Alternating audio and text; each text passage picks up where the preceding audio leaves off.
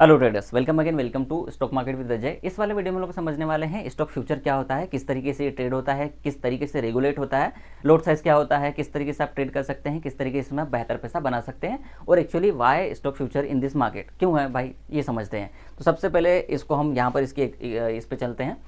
क्या बोल सकते हैं उसको आप, परिभाषा, ठीक है, डेफिनेशन।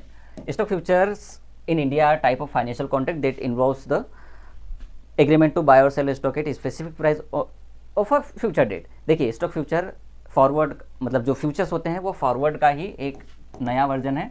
फ्यूचर्स आर वर्जन, या आप बोलें कि एक डिजिटल वर्जन है, एक्सचेंज वर्जन है जो एक्सचेंज पर ट्रेड होता है। फॉरवर्ड कॉन्ट्रैक्ट जो कॉन्ट्रैक्ट होते हैं वो ओटीसी होते हैं, ओवर द काउंटर होते हैं। जो स्टॉक फ्यूचर होते हैं वो एक्सचेंज पर ट्रेड होते हैं, या जितने भी फ्यूचर होते हैं, चाहे करेंसी के हो, कमोडिटी के, कुछ भी हो, वो एक्सचेंज पर ट्रेड करते हैं। यहाँ पर कुछ इन्फॉर्मेशन है। Stock future are form of speculation of the direction of stock price. Stock की प्राइस के डायरेक्शन में अनुमान होता है। The buyer benefit from increase in price और seller benefit decrease in price. जब शेयर गिरता है तो उसका फ्यूचर गिरता है, वहाँ पर एक सेलर पैसा बनाता है। जब शेयर बढ़ता है, उसका स्टॉक फ्यूचर बढ़ता है, वहाँ पर बायर पैसा बनाता है। सेबी इसको रेगुलेट करती है और एनएससी और बीएससी जहाँ पर आप चाहें वहाँ पर इसको स्टॉक फ्यूचर और इंडेक्स फ्यूचर को आप ट्रेड कर सकते हैं।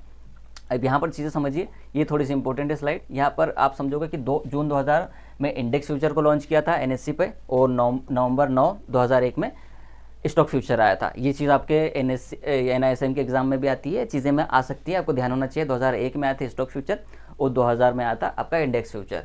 और निफ्टी 50 इंडेक्स 2000 में आया था। 180 शेयर्स हैं जो स्टॉक फ्यूचर स्टॉक ऑप्शन, जिसको आप डेरिवेटिव कहते हैं, डेरिवेटिव में है, लिस्ट है। 180 शेयर में आप डेरिवेटिव ट्रेडिंग कर सकते हैं। Stock future buy, stock future sell, option buying, option selling stock की कर सकते हैं। और 5 मेजर इंडाइसेस हैं जहां पर आप ऑप्शन और फ्यूचर के थ्रू ट्रेड कर सकते हैं। निफ्टी हो गया, बैंक निफ्टी हो गया, मिड कैप हो गया और फिन निफ्टी हो गया आपका। और 5वां आप मुझे कमेंट बॉक्स में बताइए कि 5वां कौन सा है, ठीक है। देखते हैं आपका नॉलेज कितना है। अगर नहीं बता पाए तो मैं आपको ज़रूर बताऊंगा नेक्स्ट वाली वीडियो में। चलिए, किसी भी स्टॉक फ्यूचर में ये 5 चीज़ें कॉमन होती है। एक तो सिंबल होगा, सिंबल मतलब स्टॉक का नाम होगा।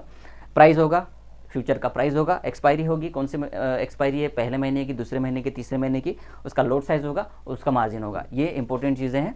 जैसे यहाँ पर हम बात करते हैं, जैसे 3 फ्यूचर हमेशा होता है किसी भी स्टॉक में, जैसे कि सितंबर का फ्यूचर हो गया, उसके बाद अक्टूबर का फ्यूचर आएगा और एक नवंबर का फ्यूचर आएगा। इसको बोलते हैं आप करंट मंथ, मिड मंथ और फार मंथ। 3 महीने की एक्सपायरी होती है हर फ्यूचर में, इंडेक्स फ्यूचर में भी और स्टॉक फ्यूचर में भी। पर हम बात करें स्टॉक फ्यूचर की, जैसे आरती इंडस्ट्रीज की बात करें, इसका लोड साइज है 1000 रुपये का और मान लीजिए इसका प्राइस चल रहा है 700 रुपये, तो इसका मार्जिन इस तरीके से तय होता है 7 लाख रुपये टोटल वैल्यू। इस तरीके से ये काम करता है। इसको मैं आगे समझाता हूँ आपको। जैसे मान लीजिए एक HDFC AMC करके स्टॉक है। अगर आप एंजल 1 पे जाएंगे आपको ये मिल जाएगा। आप सर्च करेंगे HDFC AMC, वहाँ पर पहले तो NSE BSE की इक्विटी के प्राइस आएंगे, उसके बाद आपको 3 महीने के फ्यूचर दिखेंगे, सितंबर का, अक्टूबर का और नवंबर का। ये 28 नवंबर इसकी एक्सपायरी डेट है, 31 अक्टूबर और 26 सितंबर हर कॉन्ट्रैक्ट की एक्सपायरी डेट है। 3 महीने की एक्सपायरीज होती हैं। अब इसको समझिए आप। यहाँ पर मैंने जो चीज़ें बताई कि पहला तो स्टॉक का नाम होगा, कहाँ का है, NSE का है, BSE का है, कहाँ का है, एक्सपायरी क्या होगी और प्राइस क्या होगी, ये चीज़ें आपको वहाँ पर दिखाई देती है। और मार्जिन का मैं नेक्स्ट वाले वीडियो में बताता हूँ। अब यहाँ पर एक इंपॉर्टेंट चीज़ है, 26 सितंबर का प्राइस है 4446, जबकि अक्टूबर का प्राइस है 4474। भैया इतना डिफरेंस क्यों? आप बोलेंगे 30 रुपये का डिफरेंस क्यों? क्योंकि यहाँ पर बायर टाइम, जो बायर है वो टाइम वैल्यू पे कर रहा है 1 महीने ज़्यादा की, और कॉस्ट ऑफ कैरी इसमें इंक्लूड है। एक इस फ्यूचर का प्राइस 2 प्राइस से मिलकर बना होता है। जिस तरीके से एक ऑप्शन का प्राइस होता है intrinsic value plus time value, उसी तरीके से यहाँ पर एक जो फ्यूचर का प्राइस तय होता है वो होता है स्पॉट की value plus cost of carry, COC बोलते हैं उसको। कॉस्ट ऑफ कैरी और स्पॉट से मिलके एक फ्यूचर का प्राइस होता है। अब हाँ, अब ये ऊपर नीचे हो सकता है बेस्ड ऑन डिमांड। अगर डिमांड बहुत ज़्यादा है तो प्राइस का प्रीमियम पर ट्रेड करेगा, ये ज़्यादा ऊपर ट्रेड करेगा।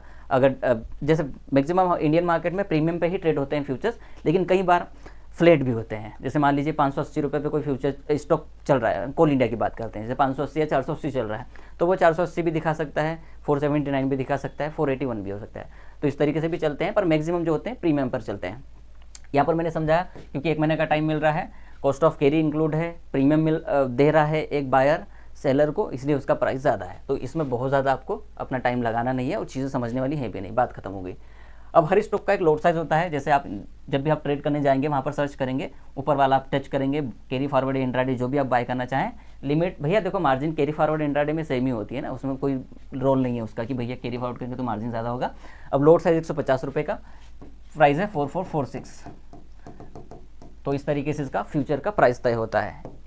और फ्यूचर जैसे मान लीजिए 4,446 रुपये में 150 का मल्टीप्लाई करेंगे तो 6,66,000 के आसपास कुछ वैल्यू बनेगी। इसका टोटल कॉन्ट्रैक्ट वैल्यू बोलेंगे उसको। लेकिन इनिशियल मार्जिन क्या लगेगी आपको बाय करने की? 1,37,000 रुपये।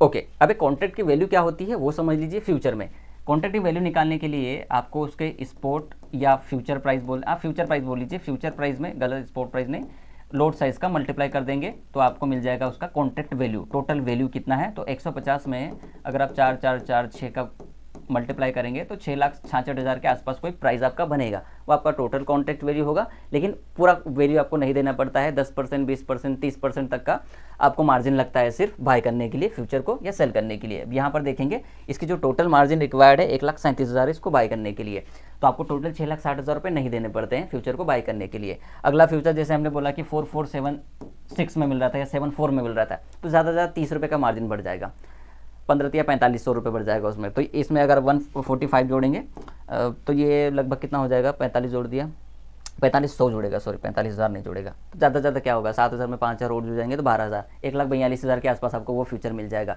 अगला वाला और 20 रुपये प्रीमियम पे चलेगा तो 1,44,000 रुपये मिल जाएगा। अब यहाँ पर क्यों स्टॉक फ्यूचर क्यों है? चीज़ें समझ ली। सबसे पहले तो हम थोड़ी सी चीज़ें समझ लेते हैं। एक कॉन्ट्रैक्ट में एक सिंबल होता है। जब भी किसी फ्यूचर को बाय करेंगे तो आपको एक सिंबल दिखेगा, उसकी एक्सपायरी दिखेगी, उसका लोड साइज दिखेगा, उसका मार्जिन दिखेगा, ये चीज़ें होंगी। आप मार्केट से खरीदें या लिमिट से खरीदें, अगर सेम प्राइस पे खरीदेंगे तो आपको उतना ही मार्जिन मिलेगा। ऊपर नीचे हो सकता है बेस्ड ऑन मार्केट कंडीशन। अगर मार्केट में बहुत ज़्यादा रिस्क लग रही है या बहुत करीब है एक्सपायरी के या बहुत ज़्यादा वॉलिटिलिटी है तो मार्जिन बढ़ सकता है 5,000 से 20,000 रुपये तक, ज़्यादा नहीं बढ़ेगा। 1,37,000 मान लो 1,40 है, 1,50 हो सकता है, 60 हो सकता है, इससे ज़्यादा नहीं होगा। बहुत ज़्यादा आपको इसमें तकलीफ नहीं है। तो ये हो गया। अब सिंपल सा यहाँ पर एक चीज़ समझते हैं कि स्टॉक फ्यूचर क्यों है, वाई स्टॉक फ्यूचर। तो उस वाई का जवाब भी मैं आपको दे देता हूँ। देखिए, जैसे एक शेयर का प्राइस है 4,440 रुपये, उसका अगर आप 150 शेयर खरीदने जाएंगे तो आपको टोटल 6,60,000 रुपये प्लस का मार्जिन लगेगा। ठीक है, शेयर को कैरी फॉरवर्ड करने के लिए, इंट्राडे में बाय करने के लिए 4,450 रुपये का शेयर अगर आप 150 शेयर खरीदना चाहते हैं तो आपका इतना पैसा लगेगा। ठीक है, वहीं पर अगर जब इसका फ्यूचर खरीदते हैं तो आपको सिर्फ 1,40,000 रुपये का मार्जिन लग रहा है और बेनिफिट उतना ही मिलेगा। बस क्या चीज़ है, एक्सपायरी आ जाएगी बीच में। तो आपको क्या करना है, अगर आपका व्यू सही है। अब ये प्रॉब्लम ये भी है कि सिर्फ 180 स्टॉक हैं जहाँ पर आपको ये सुविधा उपलब्ध है, लेकिन 180 स्टॉक भी कम नहीं होते हैं। अगर आपको टेक्निकल एनालिसिस आता है या आपको कुछ भी एनालिसिस आता है, आप कोई न्यूज़ रीड करते हैं या आपको लगता है कि आप सही हो, तो फिर तो आप कहीं भी पैसा कमा सकते हो। 180 शेयर में से अगर आप 5 शेयर में आप पकड़ लिए तो भी आपको पैसा मिल जाएगा। तो यहाँ पर ये बेनिफिट होता है इक्विटी वर्सेस फ्यूचर में कि मार्जिन का बेनिफिट मिल जाता है और पैसा उतना ही मिलना है। तो क्यों मैं 3 गुना ज़्यादा या 4 गुना ज़्यादा पैसा पे करूँ? जहाँ पर मुझे 1.5 लाख में कोई चीज़ मिल रही है उसके लिए मैं 6.5 लाख रुपये क्यों दूँ? ये चीज़ है। इसलिए स्टॉक फ्यूचर को इंट्रोड्यूस किया गया। सबसे पहले तो मार्जिन का दिक्कत था। दूसरा था कि हेजिंग, पोर्टफोलियो हेजिंग, या फिर आप बोलें कि इंश्योरेंस या सेफ्टी के लिए अपनी पोजीशन या पोर्टफोलियो की। किस तरीके से?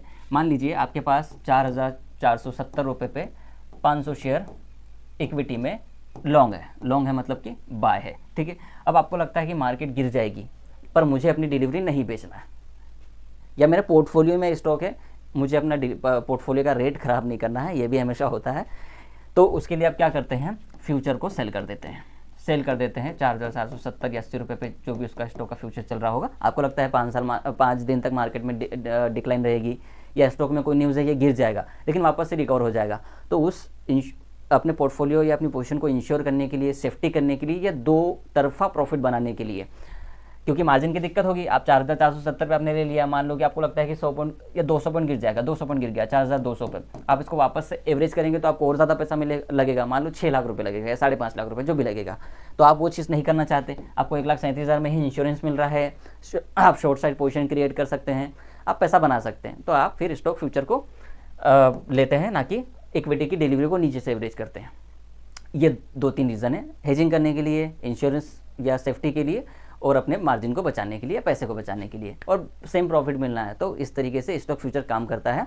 तो जो इक्विटी ट्रेडर हैं वो स्टॉक फ्यूचर भी कर सकते हैं अगर उनको थोड़ा सा ज़्यादा नॉलेज है। तो ये था प्रॉपर स्टॉक फ्यूचर में क्या होता है, किस तरीके की एक्सपायरी होती है, कौन रेगुलेट करता है और किस तरीके से आप ट्रेड कर सकते हैं और किस तरीके से पैसा बनता है। वीडियो अच्छा लगा हो तो लाइक कीजिएगा, शेयर कीजिएगा, फॉलो कर लीजिए मुझे। अगर फेसबुक पर देख रहे हैं और यूट्यूब पर देख रहे हैं तो सब्सक्राइब करते जाइएगा। बेल आइकन क्लिक कर लेना भैया, ताकि आपको सारे वीडियो मिलते रहे।